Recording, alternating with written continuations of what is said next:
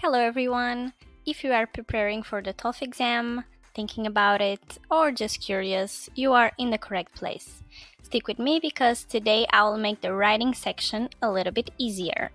I want to show you what will your examiner look into when examining your writing section.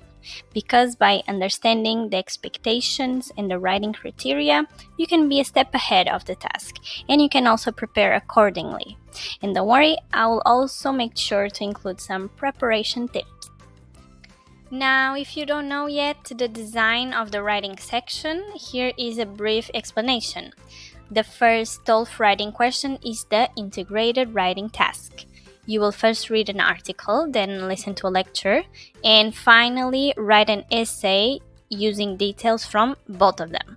Your essay should be around 280 words and you will have 20 minutes to write it. The second TOEFL writing question is the writing for an academic discussion. This looks like a question that was posted in a university discussion group, where you will read a question posted by a professor, then read two responses posted by students. Your job is to read everything and then answer yourself the question. You should write about 120 words and you will have 10 minutes to do everything. The two tasks have different structures and formats, so we need to address them separately.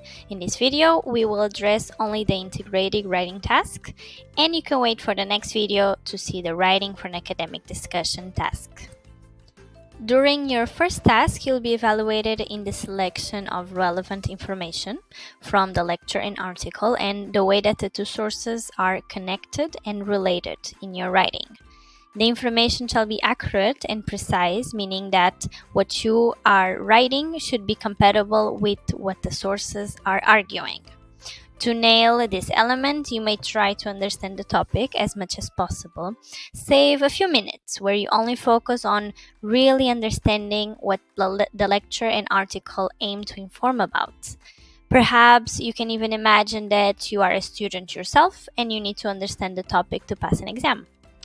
Then, when you are comfortable with the topic, you may select the most important information. To find the correct information, seek to complete these topics. Seek to summarize the discussed topic in a sentence or two. Write what the author argues and what the lecturer argues separately.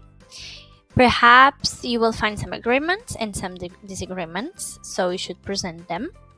Detect the main arguments and explore them with the lecture and article as information and perspective sources.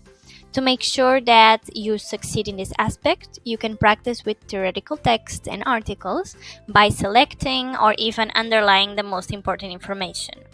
You may also listen to some lectures online to make sure that you can capture the most relevant information. In this case, comprehension skills are very crucial.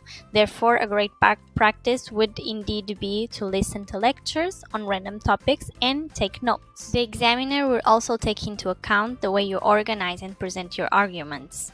It should be clear and well structured. You might want to organize your thoughts before writing, make bullet points separating the information that you select previously into different categories. Start with a clear summary, present the ideas of each source separately, and then compare and connect them. A conclusion might be written if needed, where you make a small summary of what you have written and highlight the main points. Remember to avoid repetitions or lack of explanation. Reread what you wrote at the end at least twice. Reading can be an excellent way of improving your writing clarity. You can even read summaries of books to understand the structures.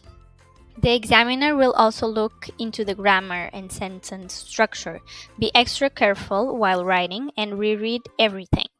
To improve in this area, practice writing, but without using an autocorrector, and check for mistakes at the end with a grammar checking tool. This way, you won't be used to having an automatic highlight of your mistakes, and you will therefore be more attentive in your writing. Make sure to detect your common grammar errors that you regularly commit and study it very carefully before your exam. Best of luck in your assignment. See you next time!